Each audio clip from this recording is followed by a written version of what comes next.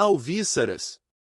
Sejam bem-vindos ao canal Alvíceras, do professor Alan Lemos.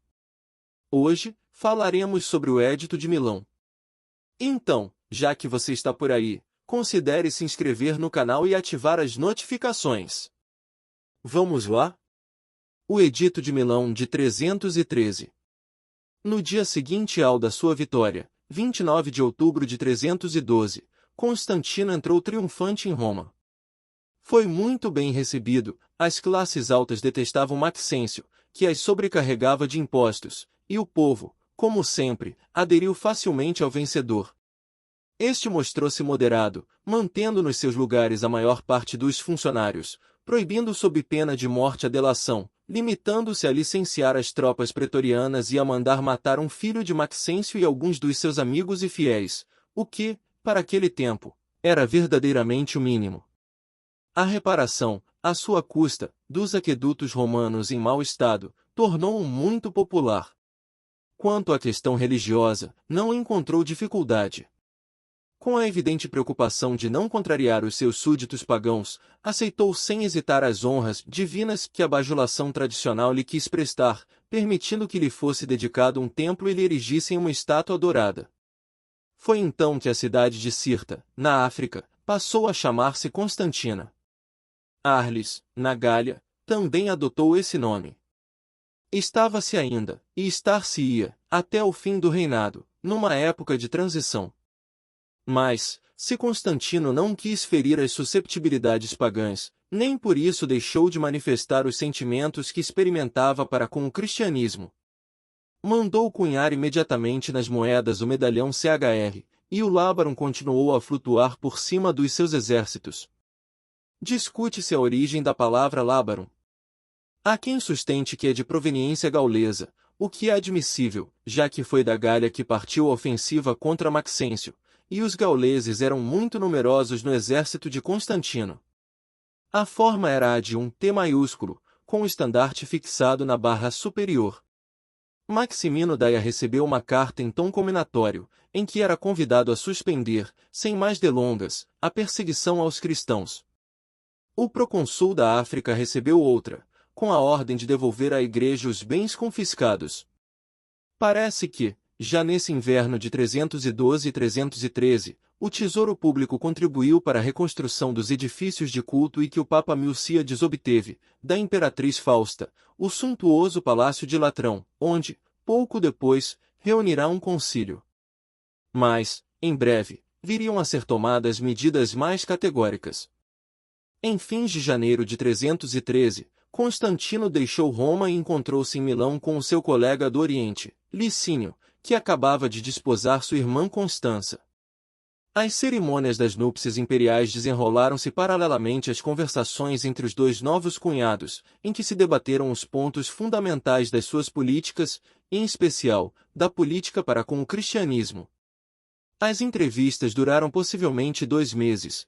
Já nos primeiros dias de abril, Licínio teve de tornar a partir em guerra contra o terceiro colega dos dois, Maximino Daia. É, portanto, de fevereiro ou março de 313 que devemos datar os textos que iriam mudar tão decisivamente o curso da história e que um costume, já muito antigo, designa pelo nome de Edito de Milão. A expressão não deve ser tomada ao pé da letra.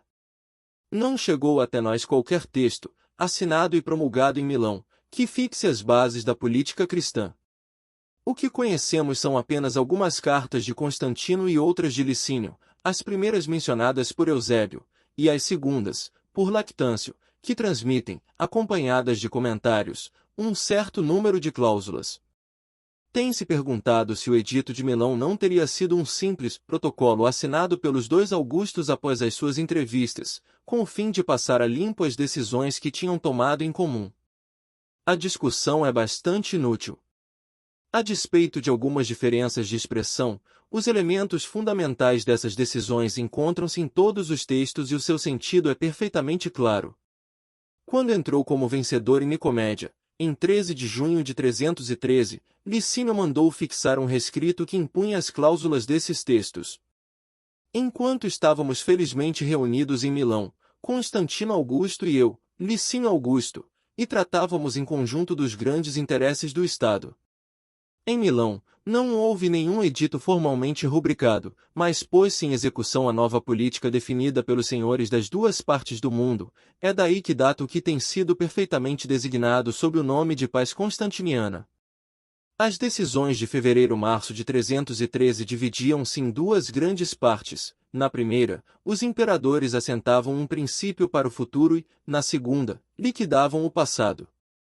Procurando solicitamente tudo o que interessava ao bem público, consideravam que entre as muitas coisas úteis ou, para melhor dizer, antes de todas as outras coisas, importava estabelecer as regras relativas ao culto e ao respeito da divindade. Observe-se a propositada imprecisão da fórmula respeito da divindade, tanto podia ser subscrita por Licínio, que era um pagão, como por um cristão.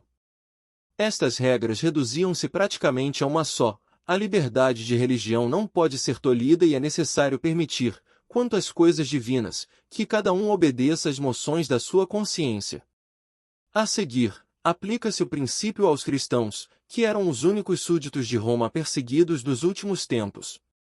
Os imperadores declaram categoricamente: nós queremos que todo aquele que queira seguir a religião cristã possa fazê-lo sem qualquer receio de ser incomodado. Os cristãos têm plena liberdade para seguirem a sua religião. Não se podia ser mais solene, é uma declaração absoluta de tolerância. Mas não poderia ela inquietar os pagãos, que teriam medo de represálias. Os augustos precisam: o que concedemos aos cristãos é igualmente concedido a todos os outros. Cada um tem o direito de escolher e praticar o culto que preferir, sem ser lesado na sua honra e nas suas convicções. Depende disso a tranquilidade do nosso tempo. A segunda parte já não é de ordem doutrinal, mas prática. A Igreja, agora reconhecida, tem o direito de ser ajudada a reconstruir as suas ruínas. O culto, agora lícito, deve ter condições para poder ser praticado. As decisões imperiais distinguem duas espécies de construções cristãs: as igrejas, lugares de assembleias, e as propriedades coletivas, certamente os cemitérios e outras. Sem indenização, sem reclamação de preço, sem demora e sem processo, tudo será restituído aos fiéis, e o Estado se encarregará de indenizar terceiros que tenham adquirido de boa fé esses bens. O Edito de Galério, em 311, e a decisão de Maxêncio na mesma ocasião, haviam já estabelecido regras muito aproximadas, mas por razões de oportunismo político ou de interesse pessoal do imperador. Mais importantes eram estas prescrições de 313, pois associavam o princípio das reparações legítimas ao da liberdade espiritual. Era o início de uma nova ordem. Não se pode avaliar a importância de tal acontecimento. Sob o ponto de vista histórico, nenhum lhe poderá ser comparado, depois da morte de Jesus, quanto à sua importância para o desenvolvimento do cristianismo. Neste momento preciso, viam-se recompensados os esforços heróicos dos apóstolos e dos mártires, a revolução da cruz triunfava. E o evento assumia um significado ainda maior porque não partia de um príncipe enfraquecido como Galiano no século anterior, de um moribundo aterrorizado como Galério, ou de um cético indeciso como Maxêncio, mas de um imperador no auge da glória, capaz de quebrar todas as resistências e que agora se inclinava livremente diante do Deus novo. A Revolução da Cruz triunfava mesmo antes do que o permitiam supor os termos das decisões de Milão. A história obedece a imperativos lógicos, e a tomadas de posição que configuram o futuro muito mais do que as simples aparências o fazem prever. Pela simples razão de terem estabelecido estes princípios, Constantino e seu cunhado constituíam-se, a partir daí, como defensores do cristianismo. Por isso, quando Licínio repeliu um ataque de Maximino Daia e o venceu duramente, levando-o ao suicídio na primavera de 313, mandou imediatamente anular, nos seus novos estados, todas as medidas de perseguição, tornando-se assim um fiador da paz de Cristo. Sobre isto, Lactâncio conta que Licínio deveu a sua principal vitória à intervenção de um anjo, que lhe teria ditado uma oração que devia ensinar aos seus soldados. Esta oração está redigida em termos tão vagos que podia ter sido pronunciada tanto por um pagão como por um cristão. Num regime tão subordinado ao Estado, tão centralizado e tão autoritário, em que a personalidade do imperador irradiava um brilho tão vivo, O simples fato de que o príncipe se mostrasse benevolente para com os cristãos bastava para que a balança pendesse para o lado deles. Da mesma maneira, quando Licínio entrar em conflito com seu cunhado, campeão incontestável de Cristo, voltará a perseguir os cristãos. Em princípio, portanto, as decisões de Milão estabeleciam a igualdade entre o cristianismo e o paganismo. A religião de Cristo tornava-se uma religião lícita, juntamente com muitas outras, como por exemplo a de Mitra ou a dos deuses egípcios. Mas o resultado era muito mais importante. A corrente geral de opinião e o conformismo das massas, que se haviam oposto à expansão cristã, vão agora trabalhar a seu favor.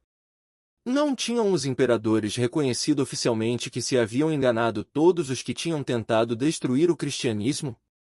Não era evidente que o Deus dos cristãos era mais forte do que as velhas divindades pagãs, pois fizera triunfar o seu amigo? Em vez de atribuir à impiedade dos cristãos as desgraças que ocorriam, como se tinha feito tantas vezes no passado, não seria necessário ir buscar as verdadeiras causas desses males, a recusa que Roma opusera durante tanto tempo à nova fé? O próprio Constantino não devia estar longe de pensar assim. E, se em alguns meios tradicionais e intelectuais se considerava a mudança em curso como um espantoso retrocesso, o conjunto do povo, simplista e supersticioso, depressa se convenceria de que a vitória de Cristo estava inscrita no segredo do destino. Não se caminhará, pois, para um regime de liberdade das consciências, em que paganismo e cristianismo, aceitando-se mutuamente, lutariam com armas iguais sobre o terreno das almas, mas sim para um rápido declínio das velhas formas pagãs e o triunfo definitivo do Evangelho. A própria noção de liberdade das consciências não tinha qualquer raiz na alma antiga.